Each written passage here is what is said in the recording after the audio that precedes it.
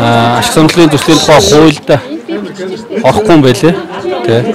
Тийм учраас хуулийн зөрчил биш хуралдаан даргалах нь бол.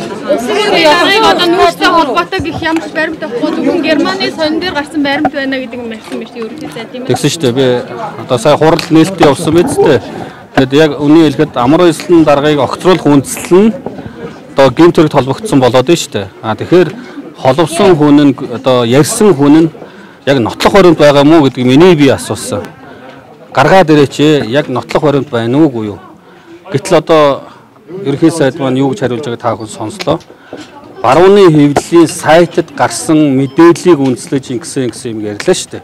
Тэгэхээр эн чинь сайтад гарсан мэдээлэл болгон үнэн бодит гэдгийг няталсан юм уу юу?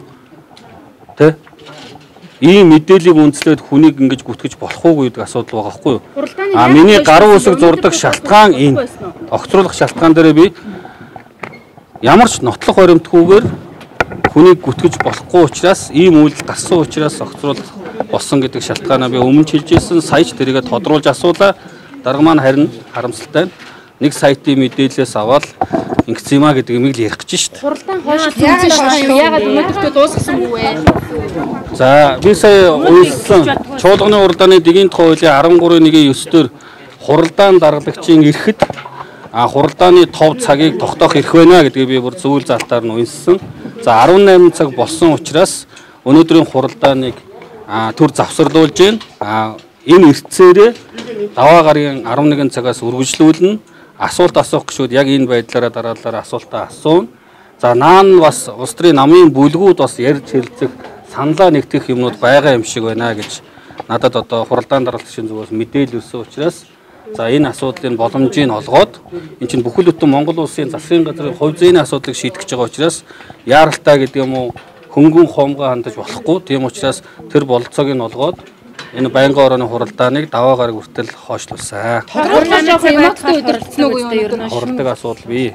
Ер нь аль намаас яг тийм санал ирсэн? Аль намаас. Та хуралдаанаа жоохон юмтай удирдсан уу юу сая? Асуулт асуух гişүүдийн нэрс дотор та тухайлбал байгаагүй. Тэгчээд 3 4 хуралдааны даргалагч хамгийн сүүлд нь асуудаг. Өгөөж хамгийн сүүлд нь хэлдэг. Хуралдаан даргалагч. Ер нь та нэг засгийн газрыг огцруулах бичиг өргөн барьсан хүн хуралдаан даргалахаар наад асуудлыг чинь тавьсан, судалсан, хуралдаан даргалахаар одоо хоригдсон зүйл залт байхгүй. Тий.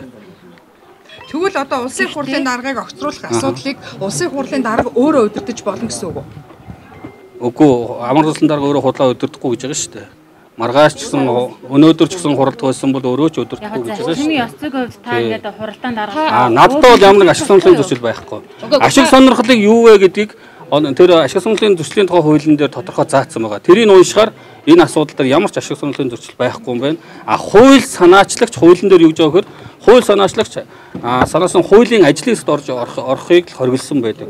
Бусад зүйлээр хуралдаан даргаж болохгүй гэсэн хоригдсан зүйл залт байхгүй учраас өнөөдрийн хуралдааныг маш сайн хуульчдаар судлуулж, ажлын адваар судлуулж хагаад хуралдаан даргалж болох юм байна. Хуралдаан даргалахад ямар ч ашиг сонирхлын зөрчил байхгүй юм байна. Бид нар ямар нэг хуулийн зөрчилгүй асуудлыг шийдэхийн тулд, хуулийн дагуу асуудлыг шийдэхийн тулд бүх одоо алдаа гарахгүй бүх талаас нь хичээж ажиллаж байгаа.